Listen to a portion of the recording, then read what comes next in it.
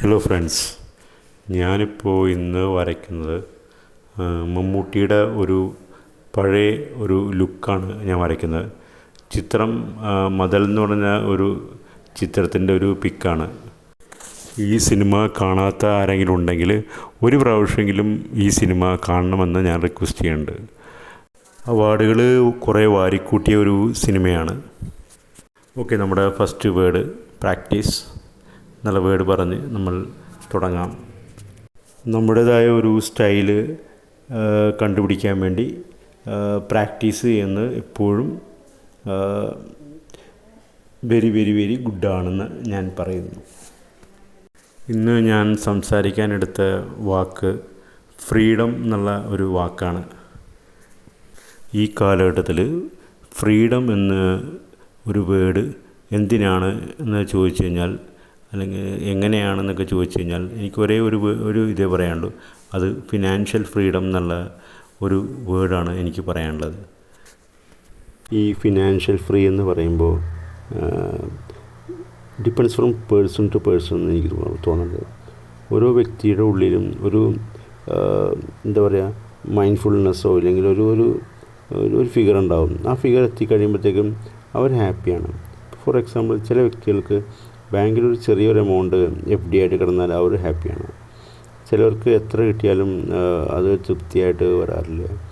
ചിലർക്ക് ഒരു ഫിക്സഡ് വലിയൊരു എമൗണ്ട് ഉണ്ടെങ്കിൽ അവർ ഭയങ്കര ഹാപ്പിയാണ്. അപ്പോൾ നമ്മൾ ഓരോ വ്യക്തിയിലും മാറിക്കൊണ്ടിരിക്കും ഫിനാൻഷ്യൽ സ്റ്റെബിലിറ്റി അല്ലെങ്കിൽ ഫിനാൻഷ്യൽ ഫ്രീ എന്ന് പറയുന്നത്. പിന്നെ ഇതിലൊരു ട്രൂത്ത് എന്താണെന്ന് വെച്ച് കഴിഞ്ഞാൽ, എല്ലാവർക്കും ഫിനാൻഷ്യൽ ഫ്രീ ആവാൻ പറ്റില്ല. ഇപ്പോൾ 60 വയസ്സ് കഴിഞ്ഞ ലക്ഷക്കണക്കിന് ആൾക്കാർ ഇപ്പോഴും വർക്ക് ചെയ്യുന്നുണ്ട്. അതായത് സെക്യൂരിറ്റി ഗാർഡായിട്ടോ അല്ലെങ്കിൽ ലോട്ടറി ടിക്കറ്റ് വിൽക്കുന്നോ, അങ്ങനെ താഴെ തട്ടിൽ കുറേ പേര് സ്ട്രഗിൾ ചെയ്യുന്നുണ്ട് ലൈഫിൽ മുന്നോട്ട് കൊണ്ടുപോകാൻ വേണ്ടി. അപ്പോഴാണ് നമുക്ക് രണ്ടാമത്തെ ഒരു ഫ്രീഡത്തെക്കുറിച്ച് പറയാനുള്ളൊരിത് വരുന്നത്. അത് ഫ്രീഡം ഓഫ് വർക്ക്.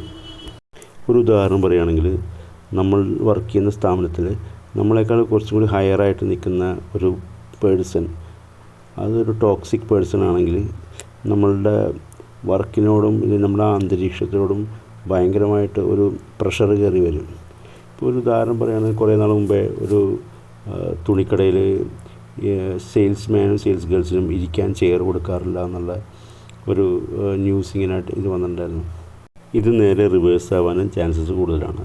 അതായത് ഒരു മാനേജർ, ആ മാനേജറിന് ടോക്സിക് ആയിട്ടുള്ള കുറച്ച് സബോർഡിനേറ്റ്സ് ഉണ്ടെങ്കിൽ ആ വർക്ക് അല്ലെങ്കിൽ ആ സ്ഥാപനത്തിൽ ഭയങ്കരമായ ബുദ്ധിമുട്ടുകൾ വരാൻ ചാൻസസ് കൂടുതലാണ്. അപ്പോൾ right for work, freedom for work എന്നുള്ള ഒരു വേർഡാണ് എനിക്ക് കൂടുതൽ നോക്കുന്നത്. നമുക്ക് നമ്മുടേതായ ഒരു സ്പേസ് അല്ലെങ്കിൽ നമ്മുടേതായ ഒരു എന്താ പറയുക, ഒരു ഫ്രീഡം നമ്മുടെ ആ വർക്ക് സ്പേസിൻ്റെ ഇടയിൽ കിട്ടിയിരുന്നെങ്കിൽ കുറേ കൂടി എനിക്ക് തോന്നുന്നു നമുക്ക് അതിൻ്റെ റിസൾട്ട് കുറേ കൂടി ബെറ്ററായിട്ട് വരുന്ന എനിക്കിങ്ങനെ തോന്നിയിട്ടുണ്ട്. മൂന്നാമത് വരുന്നതാണ് ഫ്രീഡം ഓഫ് പീസ് എന്ന് പറയുന്നത്. നമുക്കിപ്പോൾ ഫ്രീഡം ഓഫ് ഫിനാൻസ് ആയില്ല. രണ്ടാമത്തെ ഓഫീസിൽ നമുക്കൊരു ഫ്രീഡം ഇല്ല. അപ്പോൾ മൂന്നാമത് വരുന്നത് നമ്മുടെ വീടുകളിലോ അല്ലെങ്കിൽ നമ്മൾ താമസിക്കുന്ന സ്ഥലത്ത് അവിടെ ഇത്തിരി പീസ്, സമാധാനം ഉണ്ടെങ്കിൽ നമ്മുടെ ലൈഫ് പിന്നെയും കുറച്ചും കൂടി ഒരു ചെറിയൊരു സ്മൂത്തായിട്ട് പോകാൻ ചാൻസ് കൂടുതലാണ്. പക്ഷേ ഇപ്പോൾ വീട്ടിലും ഒരു സമാധാനം ഇല്ലെങ്കിൽ മെൻ്റലി ഡിസ്റ്റർബ്ഡ് ആവാൻ ചാൻസസ് കൂടുതലാണ്. എൻ്റെ ഒരു കാഴ്ചപ്പാടിൽ ഈ 3 കാര്യം ഏതെങ്കിലും ഒന്ന് നമ്മുടെ കൺട്രോളിലാണെന്നുണ്ടെങ്കിൽ നമ്മൾ ഏകദേശം എന്താ പറയുക, നമ്മുടെ ലൈഫ് ഒരു ബാലൻസ്ഡ് ഇതിലെങ്ങനെ പോകാൻ ചാൻസസ് കൂടുതലാണ്. ഈ 3 ഫ്രീഡവും നമ്മൾക്ക് കിട്ടണമെന്നുണ്ടെങ്കിൽ അത് നമ്മൾ തന്നെ തീരുമാനിക്കണം എന്നാണ് എനിക്ക് തോന്നിയിട്ടുള്ളത്.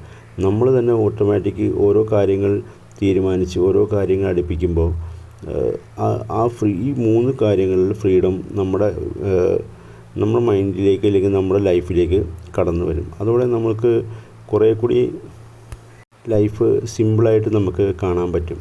ഈ 3 ഫ്രീഡം ഇല്ലാത്തൊരു വ്യക്തിയാണെന്നുണ്ടെങ്കിൽ ആ വ്യക്തി എന്തായാലും ഒന്നില്ലെങ്കിൽ ചെറിയൊരു ഡിപ്രഷനിലായിരിക്കും, അല്ലെങ്കിൽ ഒരു ചെറിയൊരു സാഡ്നെസ് ആയിരിക്കും, അല്ലെങ്കിൽ ആൻസൈറ്റി പോലെയുള്ള രോഗങ്ങളിൽ പെടാൻ ചാൻസസ് കൂടുതലായിരിക്കും.